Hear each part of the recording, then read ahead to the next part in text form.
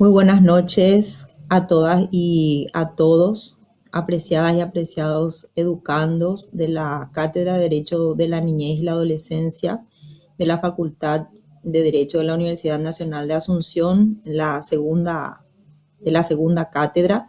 Como bien está señalado, en esta ocasión vamos a dar continuidad a la clase que intentamos realizar hace unos días, hace un par de días, y no hemos podido concluir en razón también de digamos, algunas que otras complicaciones que estos medios tecnológicos o las tecnologías de la información y de la comunicación pueden llegar a suscitar.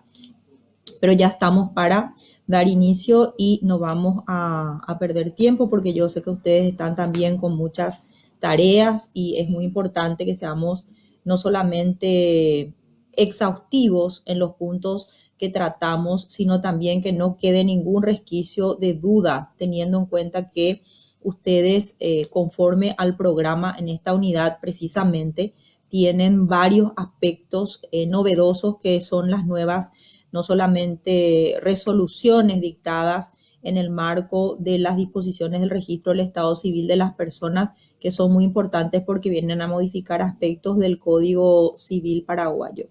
Muy buenas noches, Camilo, Abigail, María Paz, Yanina, Javier. Veo que están en un buen número. Estoy muy contenta de poder retomar esta clase, que además tiene una importancia principal. Espero que sea clara, sobre todo que sea claro el audio, porque ese fue el problema que tuvimos la vez anterior y que no estén escuchando otros ruidos, porque ese es algún inconveniente que también podemos tener. Y me señalen, por favor, si hay alguna inquietud, que yo estoy acá pendiente de lo que ustedes están escribiendo en el chat. Bien, bueno, justamente en la clase pasada, cuando yo decía, parece que todo está bien, me causa un poco de gracia eso, que las tecnologías nos juegan a veces estas pasadas. Allí se cortó la señal.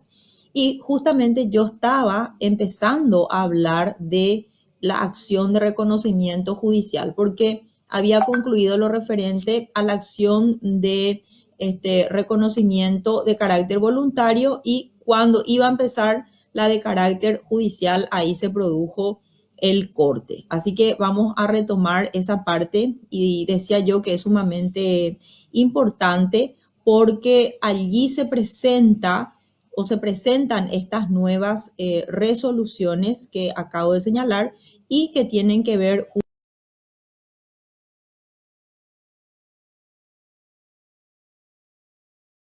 Bueno, va a ver, ¿en qué normas del Código Civil paraguayo, siguiendo siempre el manual de la profesora Alicia Beatriz Pucheta Valoriani, en qué normas del Código Civil paraguayo encontramos, conforme a nuestro material de estudio, que es ese texto, lo referente a el reconocimiento judicial? Yo les había dicho que en los artículos 68, 69 y 70. Y aquí es donde quiero hacer el anclaje de cómo van a utilizar las disposiciones que vienen a modificar en la actualidad esos reconocimientos, sobre todo cuando se trata de personas menores de edad que no podían, por ejemplo, haber contraído matrimonio y que han tenido hijos.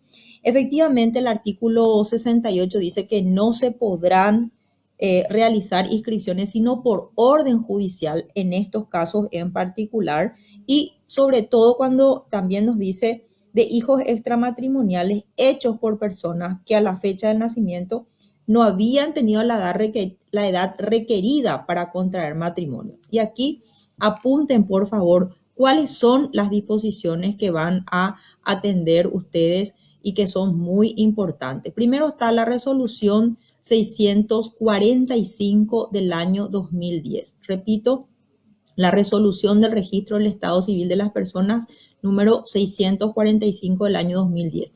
No se preocupen porque todas estas resoluciones yo las bajé, así como también los artículos que estoy señalando del código, y van a tener estas normas completas, y por otro lado también las concordancias en el PowerPoint de referencia.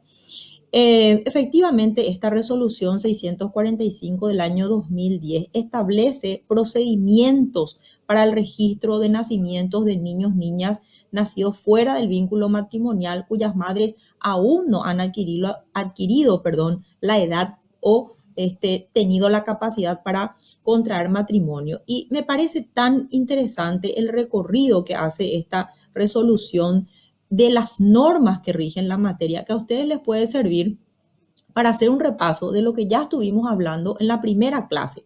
Por ejemplo, trae a colación la disposición del artículo 53 de la Constitución Nacional, cuando decíamos que el derecho a la identidad es un derecho fundamental en el sentido de los derechos que tienen los hijos en relación con los padres y los padres también en relación con los hijos, que son derechos, obligaciones de una parte y de otra.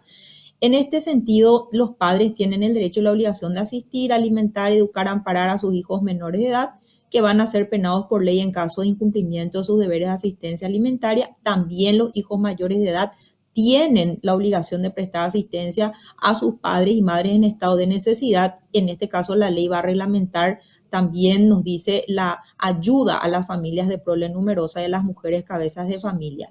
Y en la última parte es lo que nos interesa mucho este artículo 53, cuando refiere que se prohíbe cualquier calificación sobre la afiliación en los documentos personales. Es decir, que en función del principio de igualdad de los hijos, se prohíbe la calificación sobre la afiliación, teniendo en cuenta que debe primar ese interés superior del niño y de la niña, que ustedes conocen, se encuentra precisamente en el artículo 54 de la Constitución Nacional, que tantas veces hemos hablado, por eso no lo voy a hacer en esta ocasión, y que concuerda, como dijimos también tantas veces en clase, ese artículo 54 de la Carta Magna con los artículos 3º de la Convención de los Derechos del Niño y de la Niña y 3º del Código de la Niñez y de la Adolescencia. Recordemos que el artículo 54 hace un fuerte anclaje en la protección de la familia, y eso me parece que no hay que perder de vista a la hora en que vamos a sopesar también la aplicación del principio del interés superior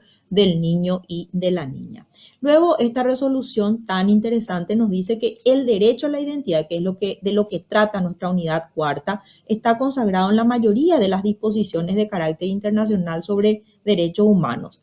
Y estas disposiciones también deben ser leídas de modo concordante para hacer una interpretación justamente acorde a esos derechos que llamamos de carácter fundamental, que no son otra cosa, dijimos varias veces, que los derechos humanos reconocidos en la Carta Magna. Así también la Convención de los Derechos del Niño y de la Niña, en el artículo 7º, que ya hablamos en la primera clase, hace un fuerte hincapié en ese derecho, obligación que tienen, no solamente a la luz de esa triada de la que les hablé, el Estado, la familia, la sociedad, de que ese niño, niña conozca y sea reconocido, mejor dicho, y reconocida por sus padres.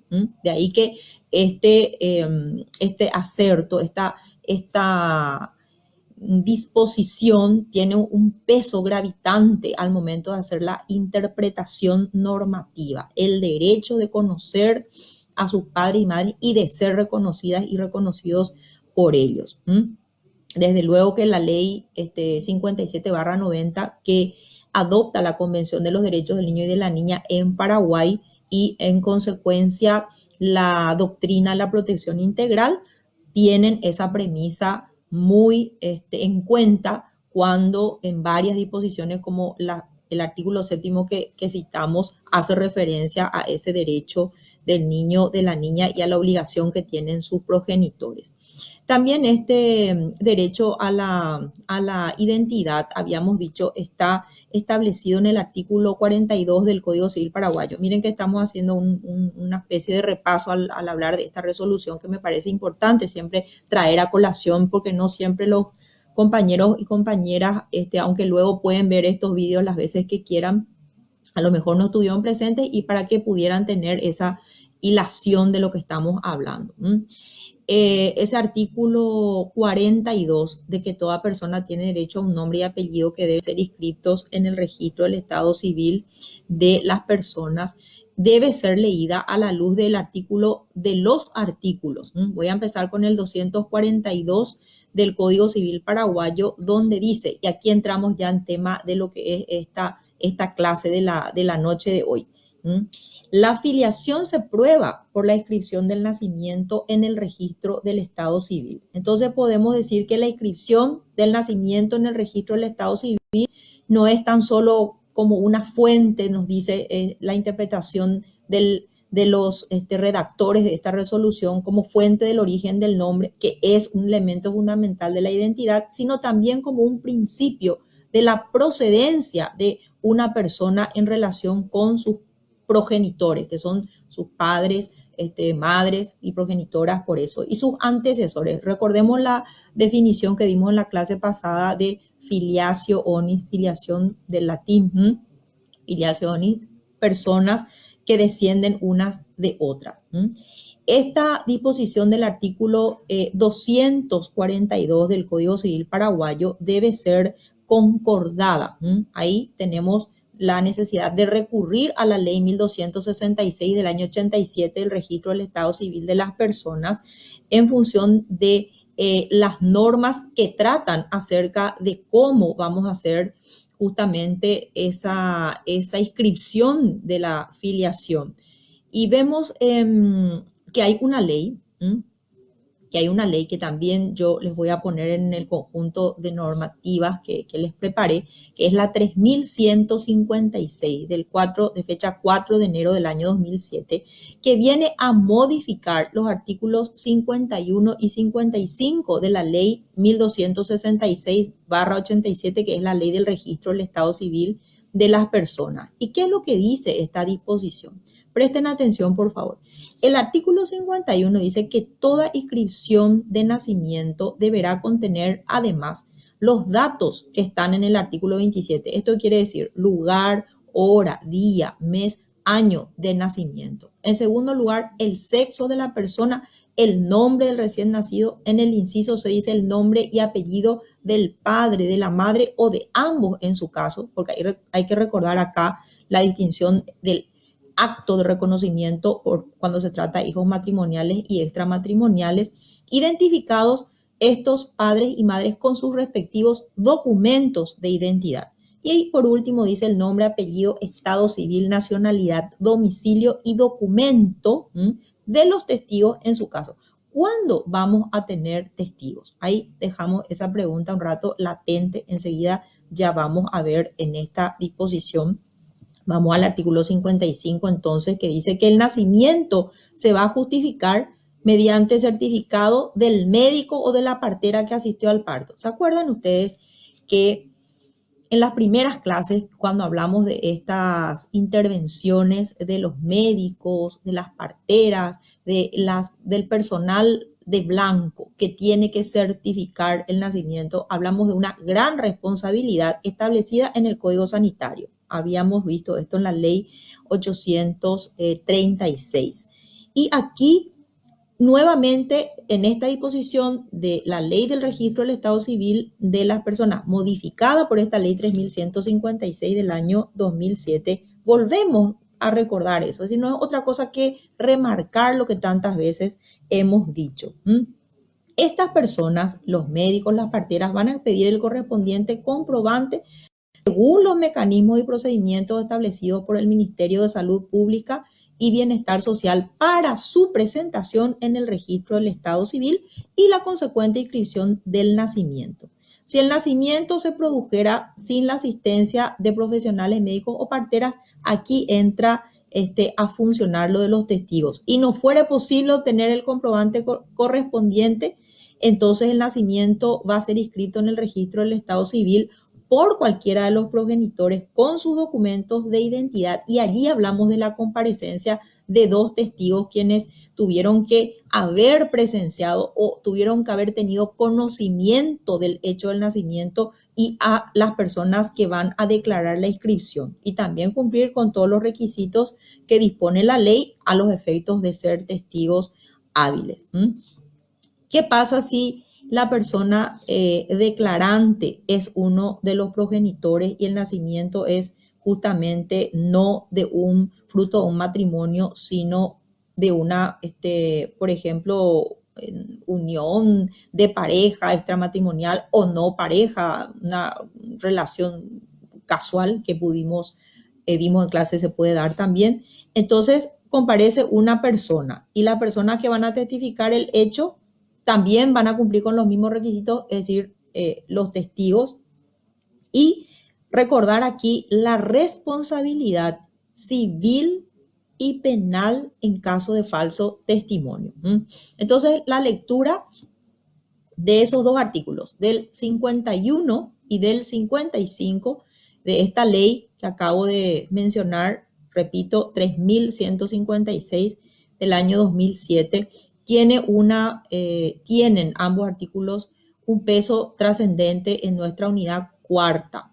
Esto ustedes no tienen en los materiales que están, digamos, escritos en el sentido de doctrina, pero sí tienen ya en la carpeta que yo les preparé para que puedan directamente echar mano de esta clase, oyendo las veces que quieran y también directamente recurrir a la fuente que es la norma. Luego tenemos ya la disposición de esta resolución para finalizar con ella, que dice: se establece un procedimiento para el registro de niños y niñas que nacen fuera del vínculo matrimonial, cuyas madres no han... Atiendan, por favor, esta resolución hace referencia a las madres que no hayan adquirido la capacidad para contraer matrimonio y se va a seguir todo este procedimiento que hemos dicho. Y luego, para complementar esta resolución, se dicta otra que también les tengo en la carpeta preparada ya, la 705 del año 2016, por la cual se amplían los alcances de la 645. ¿Y por qué se amplían los alcances? Haciendo otra vez referencia a todas esas normas que citamos con anterioridad, por ejemplo, de la Constitución Nacional, de la Ley del Registro del Estado Civil, lo que hace esta nueva resolución es ampliar en el sentido que el mismo procedimiento va a ser aplicable para el padre menor de edad que no haya tenido justamente esa edad requerida para contraer matrimonio y que se presenta y comparece a declarar el nacimiento de su hijo o hija. Entonces, esa es la ampliación. Como ven, es muy simple, no hay nada complejo. Son las dos resoluciones que quería traer a colación.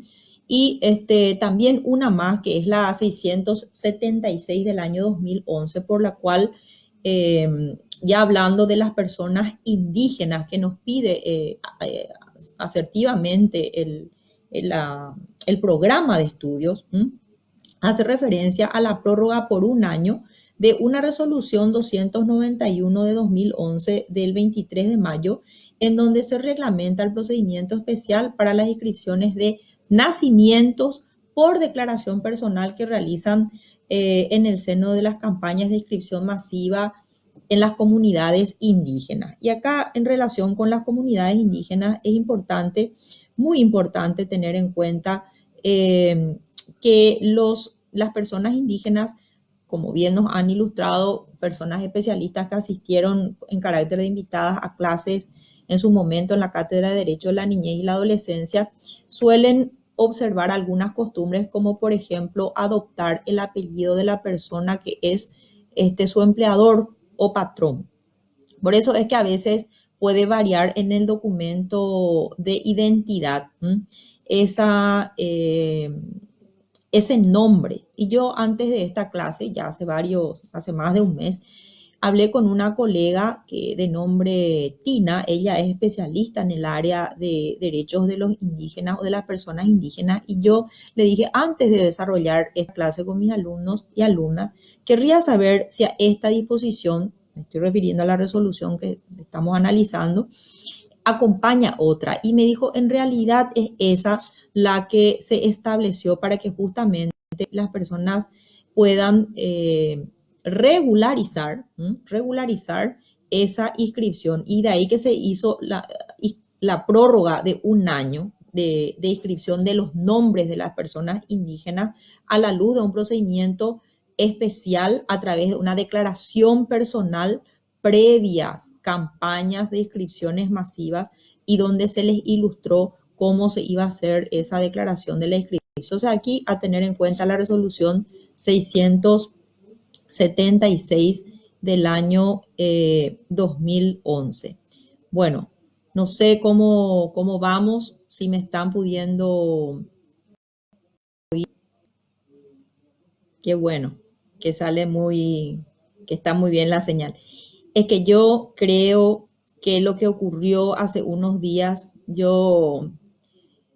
hola Cintia, Roberto, Liz y Carlito, Aurora, Pablo, Liz, Andrea, Migdi, Ana, Pavón, Aurora. Bueno, un gusto que estén aquí, Mayra, Madeleine, Javier. Hay un montón de nombres, no quiero obviar, les agradezco mucho todo.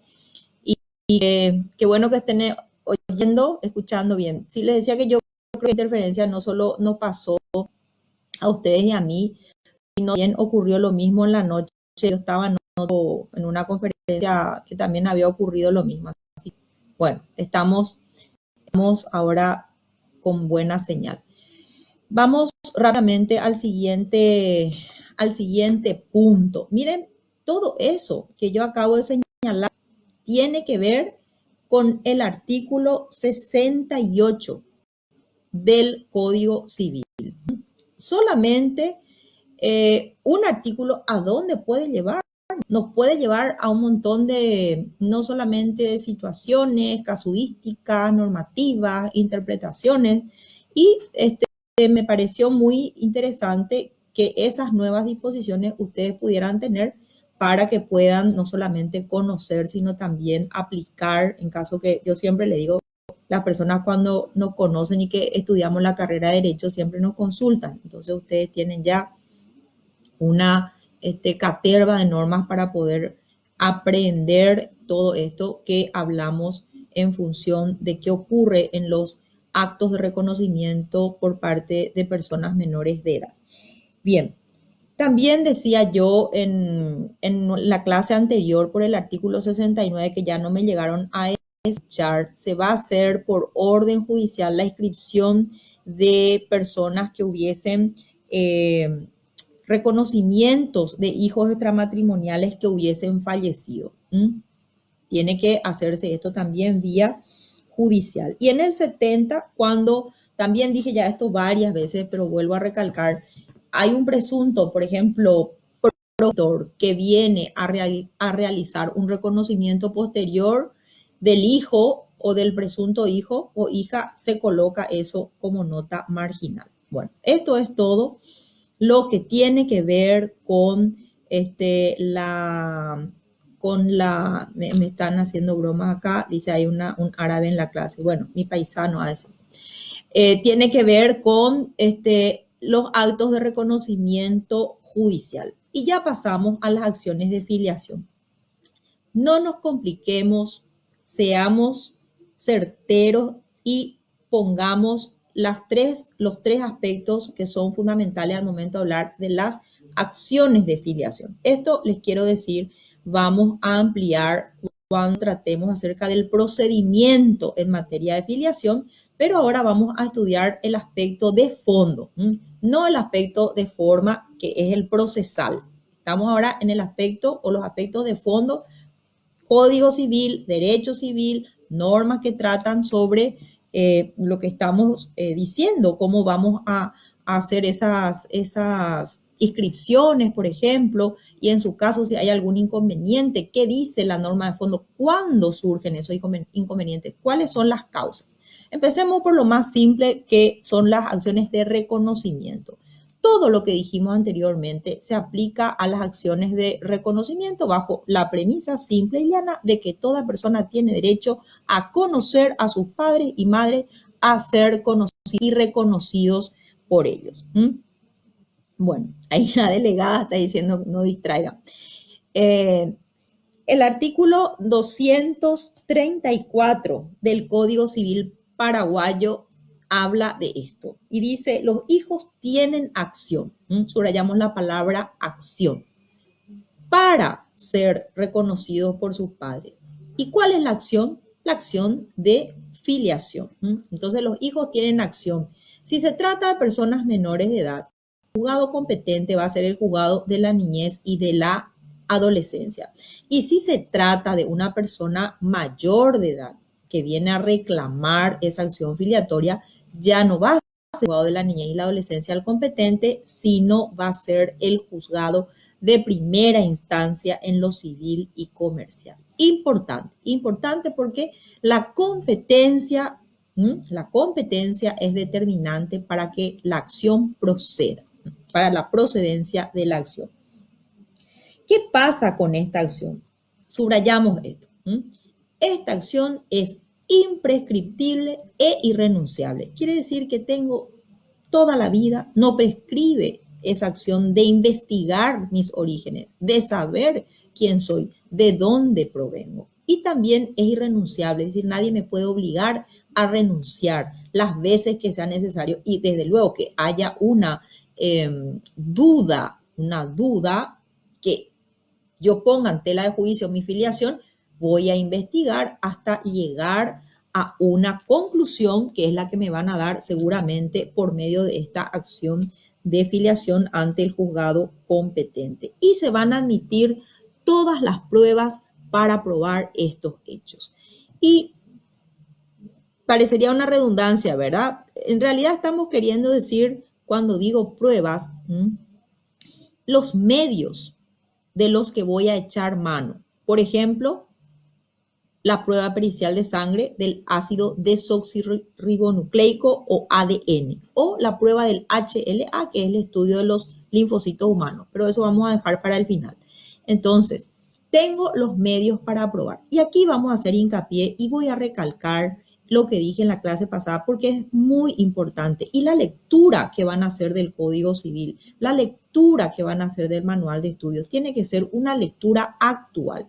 Recuerden ustedes, repito, que las presunciones, muchas de las presunciones que están en el Código Civil ya no son lo que eran antes. Y dije yo en la clase pasada, porque las tecnologías, las nuevas, los avances científicos permiten hoy, a través de estas pruebas periciales de sangre, determinar con una cuasi exactitud 99,9% en la prueba del ADN o con la prueba del ADN que una persona desciende de otra, o con la prueba del HLA que una persona no desciende de alguna en particular.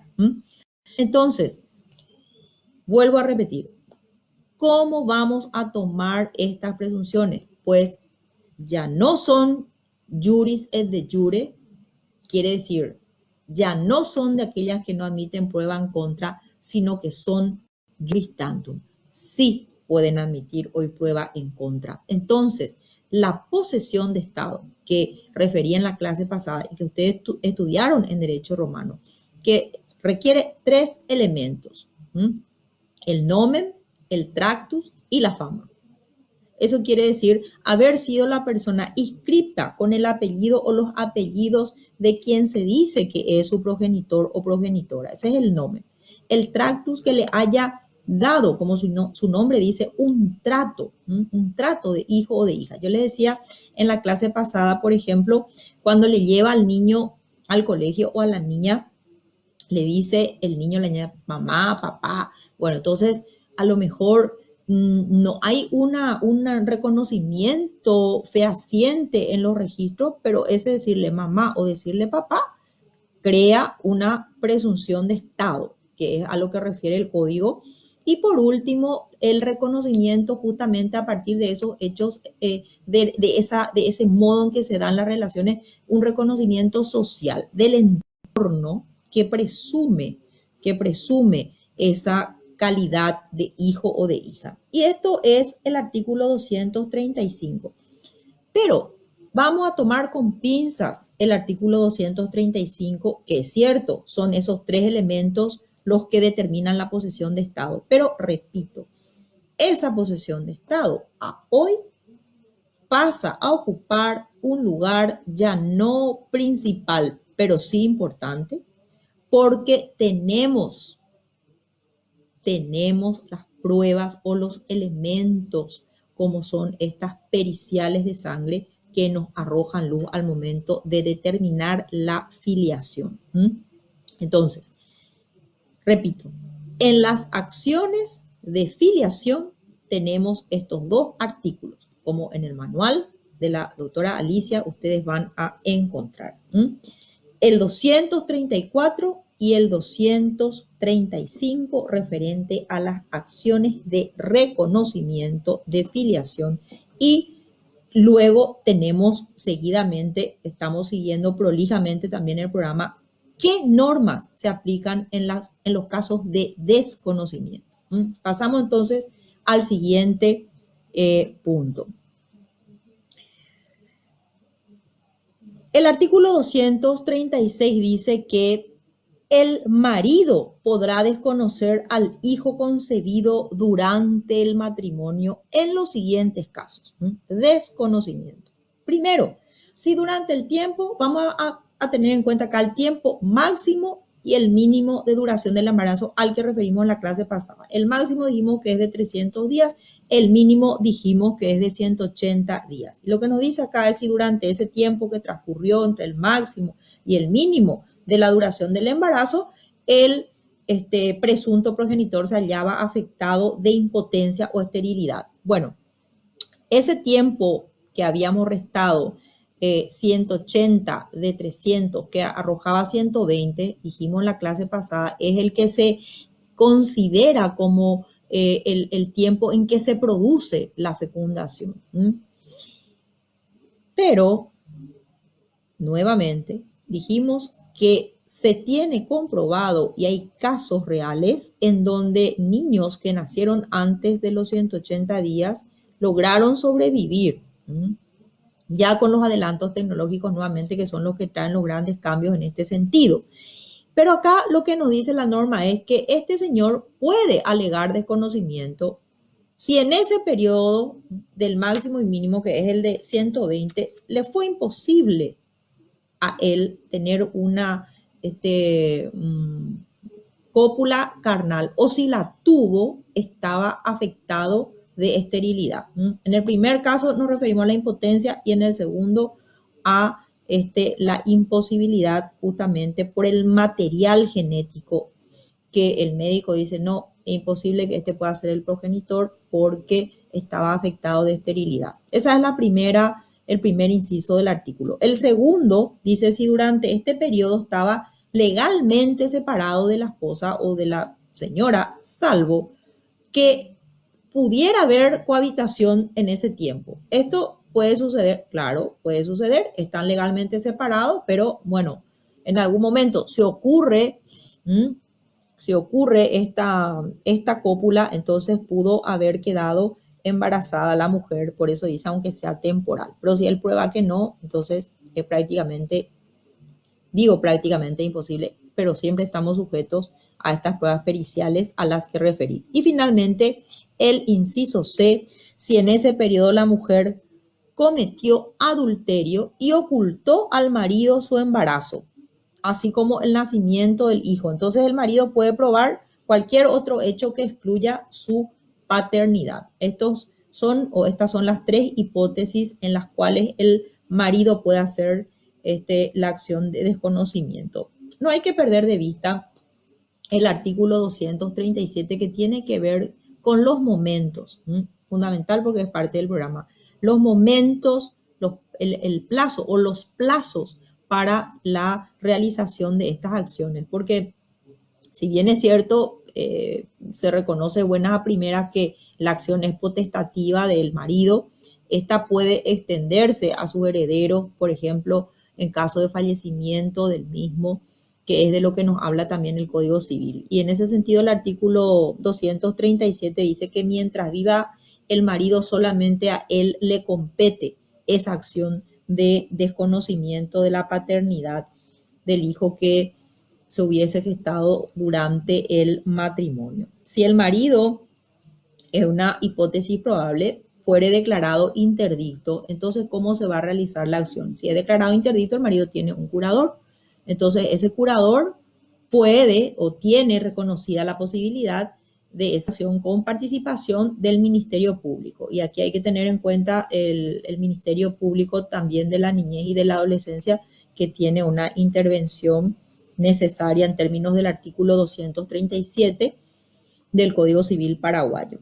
Si el curador de este señor intentó la acción y en ese tiempo de haberse iniciado la acción, el marido pierde la atribución de la interdicción, entonces él puede retomar o puede continuar con esa acción. Y vamos al artículo 238, que es el último, que tiene que ver con las acciones de desconocimiento de la afiliación, que allí ya estamos ante la hipótesis del fallecimiento del marido, en cuyo caso los herederos pueden incoar la acción. ¿Quiénes son los presuntos herederos que van a concurrir con el hijo o ser excluidos por este hijo, así como los ascendientes de la persona fallecida? Esas son las tres disposiciones en función del punto desconocimiento de filiación. 236, 237 y 238 del Código Civil, siempre haciendo una lectura amplia de estos artículos en función de las interpretaciones que estuve realizando. Ahora vamos a pasar al siguiente punto. Agradezco los comentarios. Gracias, Israel, por la buena noticia. Todas y todos pueden leer, así que bueno. El artículo 239 y el siguiente, el 240. Vamos a ver que esto ya tiene que ver con las acciones de impugnación de la filiación. ¿Qué es impugnar? Impugnar es descalificar, es decir, voy a ir en contra de aquello que tal vez yo mismo pude haber declarado en una ocasión, como es el reconocimiento de un hijo o de una hija, y luego me llega una noticia de que yo no soy en realidad, vamos a suponer, el progenitor. Entonces tengo esa posibilidad que me da la norma de impugnar la filiación o dejar sin efecto, quiere decir esto, el reconocimiento que hice de esa afiliación o de ese reconocimiento filiatorio.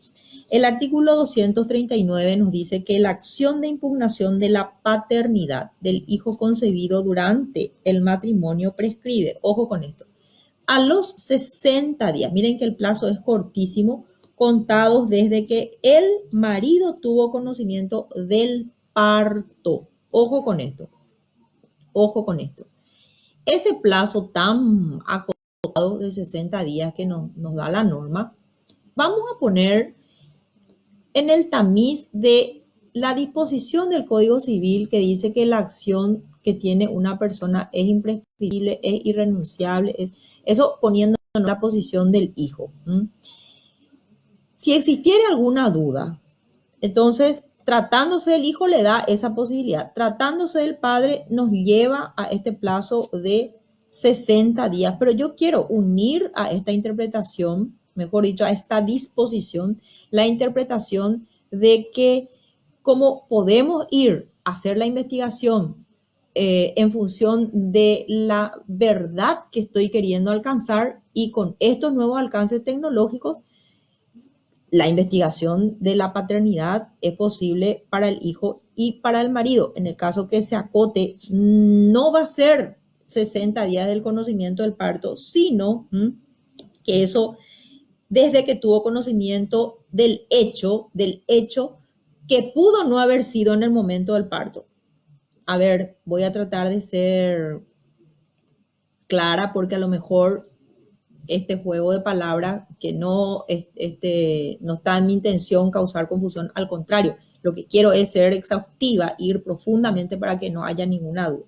Repito, el artículo 239 dice que la acción de impugnación de la paternidad del hijo concebido durante el matrimonio prescribe a los 60 días contados de que el marido tuvo conocimiento del parto, y que la demanda tiene que promover, eso es categórico, contra la madre y contra el hijo. Y si el hijo fallece, contra los herederos del hijo. Porque bueno, puede ocurrir que el hijo también, dependiendo de la edad, hay que ver ahí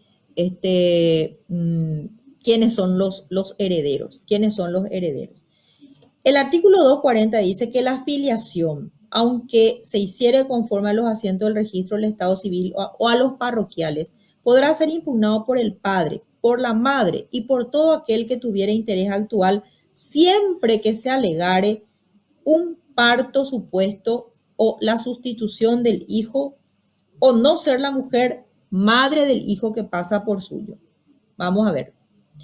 ¿Qué entendemos por suposición de parto? ¿Qué entendemos por sustitución de parto? La suposición de parto es fingir un embarazo. En realidad nunca hubo tal embarazo y por ende nunca hubo parto. Y ustedes me van a decir, ¿y para qué? Y bueno, antes se hacían estos, no creo que hoy día, simulacros en donde una mujer, por ejemplo, se ponía muy telenovelesco va a parecer, pero vamos a suponer un almohadón simulando un embarazo y luego decía, ya voy a dar a luz, y en realidad era otra mujer la que daba a luz y le atribuía el hijo a esta que había simulado el embarazo. Esos son los casos de suposición de parto. Y la sustitución de parto es cuando efectivamente la mujer está embarazada y otra también está embarazada y luego hacen un cambio, un cambio de niños o niñas. Y ustedes me van a decir, ¿y para qué? Bueno, vamos a remontarnos a épocas pasadas donde en razón del trono, por ejemplo, que debía ser niño para poder ejercer el reinado o tomar posesión, etcétera, se podía hacer una sustitución de parto. Esos son los casos en los que la madre, nos dice el código, puede alegar que no es ella la madre. Pero ojo, acá también, y creo que hablé de esto en alguna ocasión ya antes en la clase, hoy día es posible, digo yo, hasta, según mis conocimientos, una triple maternidad, ojo con esto, en función de también los adelantos científicos, cuando se da la llamada fecundación asistida, que lamentablemente nuestro país no tiene una normativa expresa al respecto, pero los jueces y juezas no pueden alegar de que no existen estas normativas para tener que resolver casos si se someten a su conocimiento. La cuestión acá es, ¿cómo vamos a proceder si una mujer contrata, entre comillas, o pacta con otra, que esta otra va a ser la que va a llevar en su seno el hijo que luego la primera va a reclamar en función de ese pacto o acuerdo con un material genético que puede ser del marido de la primera? Ahí vemos ya que tenemos dos mujeres en juego. Es lo que algunas personas dicen vientre de alquiler. Hasta telenovelas hay sobre esto. Estoy refiriendo a telenovelas porque son las que usualmente hacen todas estas historias, pero son reales. También hay casos que son reales. ¿Y por qué digo yo una tercera inclusive maternidad? Porque estas que pactaron, pueden tener en vista incluso a una tercera mujer que luego puede llegar a reclamar, ejemplo, el material genético no es de la primera. Sí, así es, Magdi. Alquiler de vientre o sí. Bueno, entonces, el material genético es de una tercera que va a ser colocado en la segunda con el material genético del marido de la primera. Imagínense cómo estamos ampliando el espectro. Y ahí nos preguntamos, ¿quién va a ser, a quién se va a atribuir la maternidad? En ese sentido, tenemos abundante legislación en el derecho comparado y también doctrina. Y esto no es pacífico, no es uniforme, quiere decir, varía la atribución de la maternidad según la norma de un país o de otro. Entonces, para algunos países, la madre va a ser la dueña del material genético. Para otros, va a ser aquella que le llevó al niño o a la niña en su seno. Y para otros, en función del acuerdo que hicieron, va a ser de esta primera, que fue la que propició todas estas relaciones contractuales al fin, para que se produjera no solamente en función de esa relación contractual, este modo de fecundación asistida, sino también la intervención del marido en su caso, si es que estamos hablando del marido, que es el ejemplo que yo acabo de poner. Por eso es, y no voy a extenderme más porque podría hablar toda la noche de esto, hay demasiadas, tengo un fallo interesantísimo que un colega del Centro de Derecho de Estudios Comparados del Mercosur, a quien lo recuerdo con aprecio, el doctor Adolfo Jauregui, me hizo llegar hace un tiempo, donde justamente se habla de estos casos, y la Argentina sí tiene ya mucha jurisprudencia al respecto. Nosotras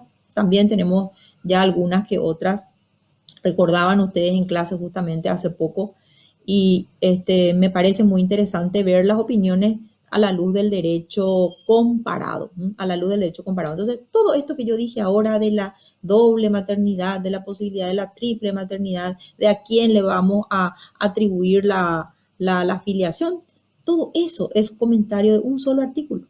Estamos hablando del artículo 240 en su última parte. Por eso es que les digo, yo siempre quiero ser exhaustiva, porque podemos hacer de esta clase una clase tradicional que no me gusta y decir el artículo 240 hace presumir la afiliación, pero no podemos quedarnos con una redacción obsoleta del código cuando ustedes en poco tiempo en sus manos van a tener casos, sea como jugadores, jugadoras, defensores, defensoras, parte de la fiscalía, van a tener seguramente ya estos asuntos, y hay que saber que estas normas están obsoletas.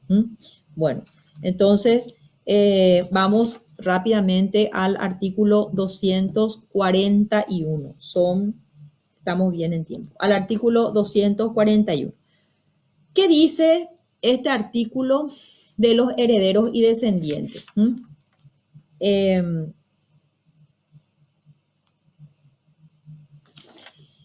Los herederos o descendientes del hijo que ha muerto pueden continuar la acción de filiación o pueden iniciar la acción de filiación cuando el hijo haya muerto siendo menor de edad, o, ahí viene otro plazo, dentro de los 2 años subsiguientes al cumplimiento de su mayoría de edad. Vean cómo primero hablamos de un plazo 60 días desde que se produjo el parto, ahora estamos hablando de 2 años en el caso de los herederos. Y ese plazo se cuenta desde que se cumplió la mayoría, porque la persona recién allí tiene capacidad. Voy a recapitular. En el caso, repito, del artículo 241, que trata de los herederos y sus descendientes. ¿De quién? Heredero y descendiente del hijo que murió. Ellos pueden continuar la investigación de la afiliación. Y ustedes me van a decir, ¿y para qué? Importantísimo. No solo por atribuirle una calificación a la afiliación, sino que es por la herencia. O sea, aquí entra en juego el derecho sucesorio. Y el derecho sucesorio, sabemos, tiene un amplísimo espectro que ustedes van a estudiar más adelante en la carrera. Y uno de los principales es esto. Para que yo pueda reclamar mi derecho como heredero o como heredera, debo tener título, y en este caso es el nombre el que me da esa acción de reclamar la herencia. ¿Ya? Bien. Entonces, allí tienen 2 años. ¿Ven? No es complicado para nada el asunto de los plazos a los que refiere el programa. Finalmente nos vamos a la prueba. Que el artículo 242 nos dice cómo se prueba la afiliación. Premisa. La filiación se prueba por la inscripción en el registro del estado civil de las personas. Ya hemos dicho, tratándose de hijos matrimoniales, se trae a la vista el certificado de matrimonio de los padres, con eso es suficiente. Tratándose de hijos extramatrimoniales, como también hemos analizado en clases pasadas, hecho el primer reconocimiento por uno solo, va a llevar él o los apellidos. Generalmente los apellidos, porque si no se duplica, como dijimos, para evitar la discriminación, pudiendo el otro reconocerlo después y se pone como nota marginal en las partidas. ¿Qué dice? Si no se hubiera escrito el nacimiento o si los libros se hubiesen perdido, desaparecido, la afiliación se puede mostrar por todos los medios de prueba. Entonces, premisa, la afiliación se prueba por la inscripción en los registros. No existiendo porque se perdieron los libros, porque se destruyeron, porque hubo un incendio, por lo que quieran, por todos los medios de prueba. Eso es lo que se llama principio de amplitud probatoria. Y la última parte nos dice que a falta de inscripción y de la famosa posesión de estado a la que hicimos referencia, o si la inscripción se hizo bajo un nombre falso, o bien se hizo como si fueran hijos de padres desconocidos, o se trata de una como suposición o sustitución de parto, entonces el nacimiento y la filiación, lo mismo que dijimos anteriormente, se puede probar por otros o todos los medios de prueba. Bueno, yo quiero hablar de 2 puntos más antes de... Estamos por cumplir 1 hora, pero yo quiero hablar de 2 puntos más antes de concluir y que ustedes deben tener en vistas en función de lo que el programa nos requiere. El llamado nexo biológico. ¿Qué quiere decir nexo? El nexo es, en nuestro caso, el lazo de unión que se da, como dijimos, entre personas que descienden unas de otras. Cuando hablamos, así como nos dice la autora del texto, la autora Pucheta, de la posesión de Estado y del nexo biológico, yo les pido que hagan la interpretación que hemos realizado al inicio de la clase. Esa interpretación es necesaria porque no solo las presunciones han quedado desfasadas, sino en función de lo que se propone una acción de filiación, que es llegar a la verdad de la realidad del lazo de descendencia. ¿Quién realmente desciende de quién? Persona que desciende de otra, en este caso el hijo, que lógicamente queremos saber quién es su padre y quién es su madre. Resumiendo, no existe, nos dice la autora, discusión sobre estos puntos. Primero, que en vida de los padres, si los padres están vivos, basta con la prueba del nexo biológico. Es decir, yo digo que este es mi hijo, sumado a esto, a esa aseveración, todos los medios de prueba son admitidos y con un peso importantísimo la prueba de sangre. En segundo lugar, que después de la muerte, acá es donde vamos a poner algo más.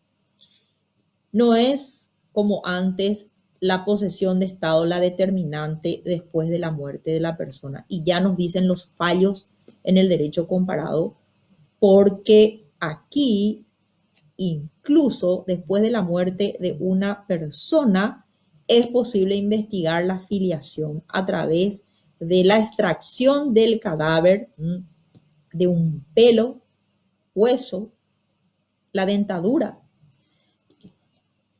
Esa parte del cadáver que yo voy a tomar luego de hacer la exhumación y llevar al laboratorio para determinar por medio de esa prueba del ADN si la persona desciende efectivamente de la fallecida, de la persona fallecida, tiene hoy un peso gravitante. Por eso es que no podemos aseverar de que en caso de fallecimiento del presunto progenitor vamos a estar solamente a la posesión de Estado. No.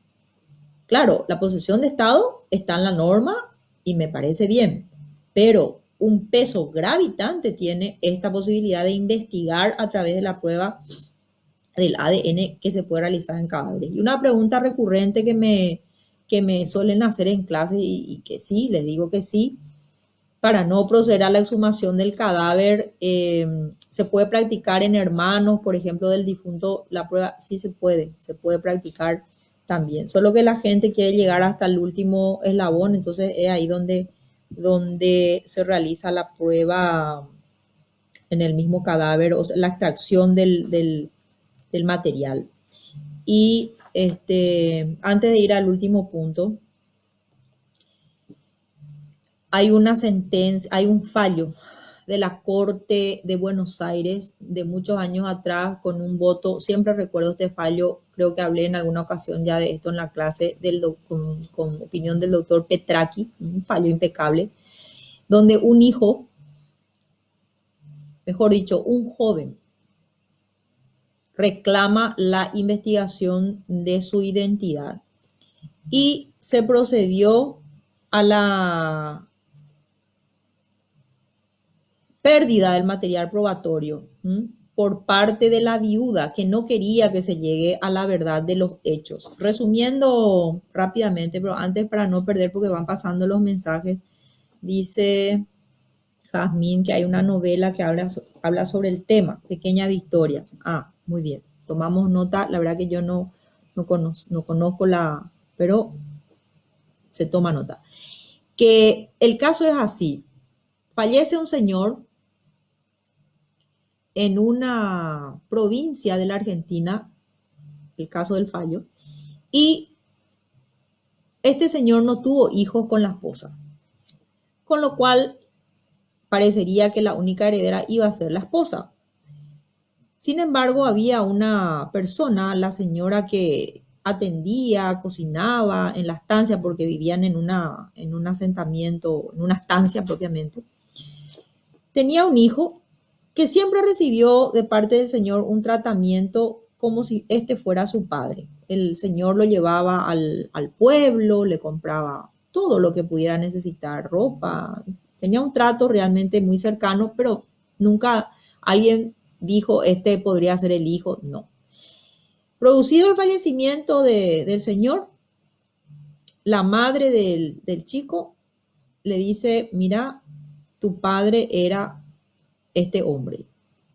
Allí se inicia una acción de filiación y por el camino, durante el proceso, la viuda procede a la pérdida, digo, del material porque sabemos que es necesario extraer, en este caso, si él ya no tiene hermanos o personas con quienes también se pueda realizar la investigación, como dije anteriormente, o pelo o hueso, es decir, la dentadura, una parte del cadáver, y sin embargo, la viuda procedió a cremar el cadáver para evitar la investigación y la determinación en consecuencia de la filiación de este joven. ¿Y qué dijo la Corte bonaerense? Con algunos votos en contra, pero muy pocos, la mayor parte fue a favor o en mayoría se votó de lo que decía el doctor Petracchi, de que la obstaculización de la investigación de esta acción filiatoria trae inmediatamente la consecuencia de considerar al joven como hijo de la persona fallecida.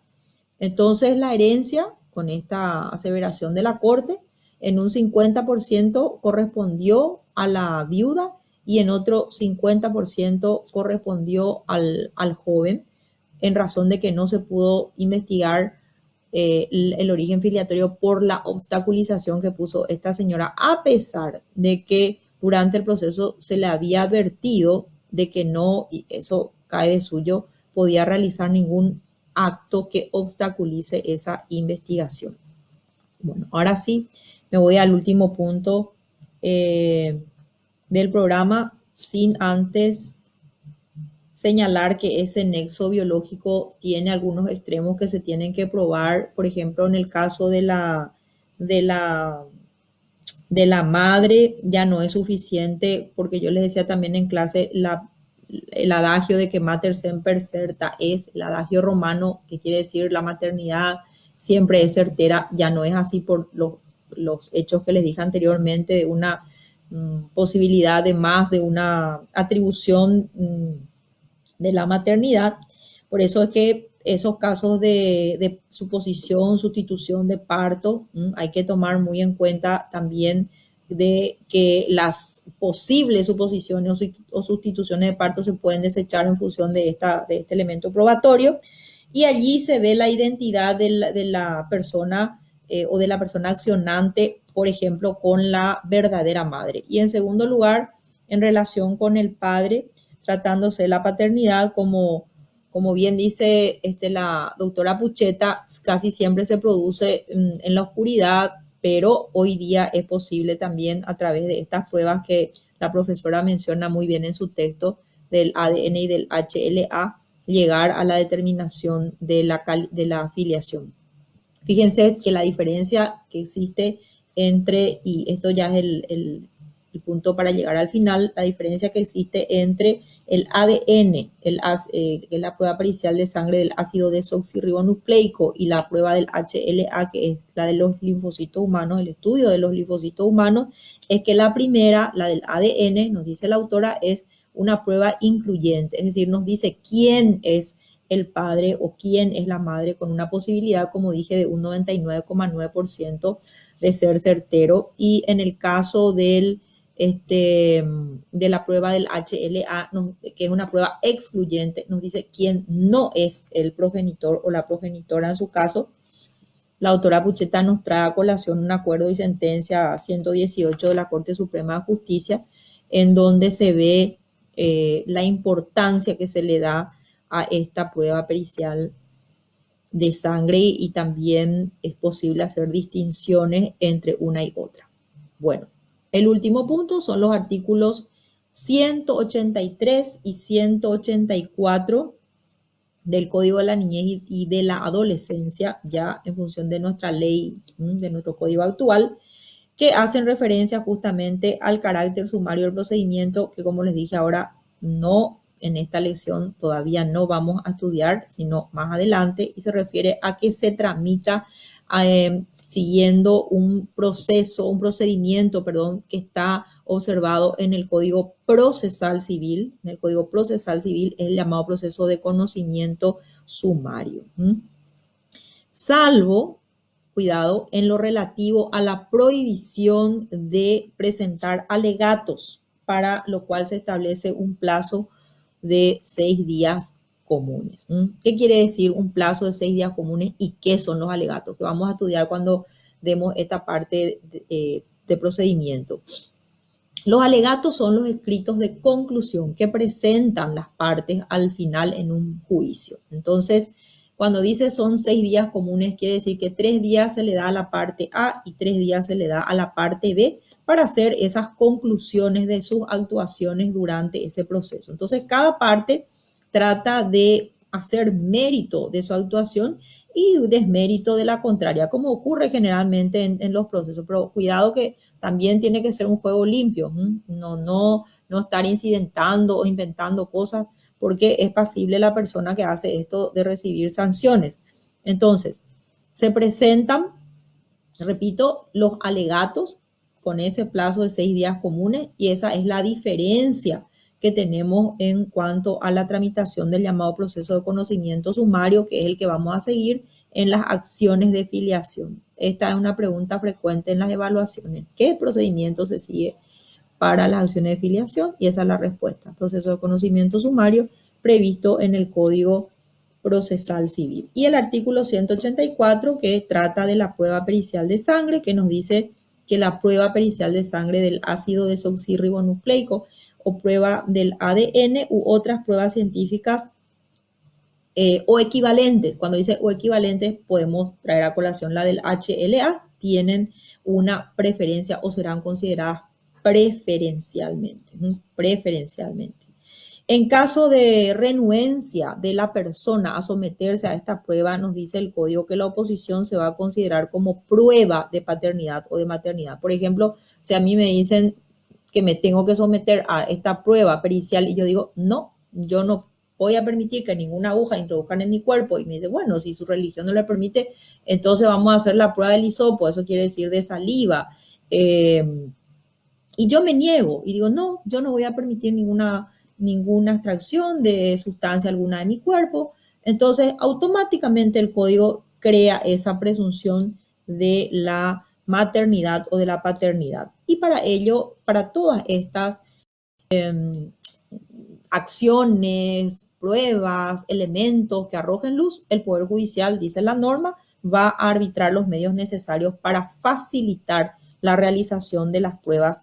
Y por acordada de la Corte está reglamentado ese artículo que acabo de señalar, que es el 184, que también forma parte de esta acordada de los materiales que yo preparé para ustedes.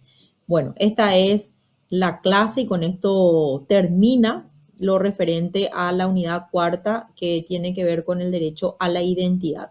Nos llevó un poco de tiempo, un tiempo considerable, es cierto, porque esta es la tercera vez que nos reunimos para su desarrollo, pero es mejor ser exhaustivas y tener un conocimiento cabal de todas estas disposiciones que han sufrido modificaciones importantes, y la lectura siempre debe ser hecha a la luz de los acontecimientos reales y de lo que se va dando en la actualidad.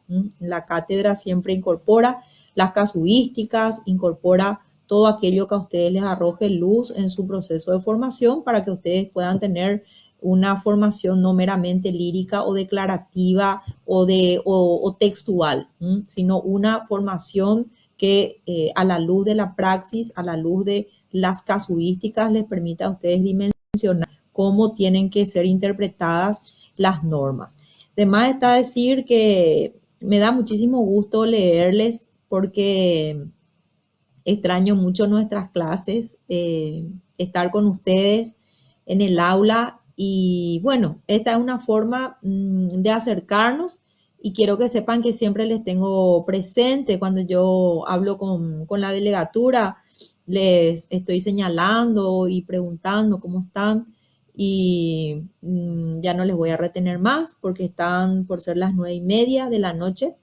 Agradezco que hayan acompañado clase, agradezco sus comentarios, y para lo que hubiere lugar siempre voy a estar atenta, porque por ahí hay alguna duda, por ahí quieren después repasar algún punto en particular, hacer llegar incluso sugerencias, materiales, y quiero recordar aquí, como siempre digo, que esta es una clase democrática, la profesora es una guía, es una facilitadora del proceso, y es una persona que lógicamente tiene que sacar a ustedes del mejor modo, de manera accesible, lo que necesiten, las herramientas para tu formación. Bueno, acá leo feliz cumpleaños Edgar. ¿Quién está de cumpleaños? ¿Quién? No sé quién está de cumpleaños, pero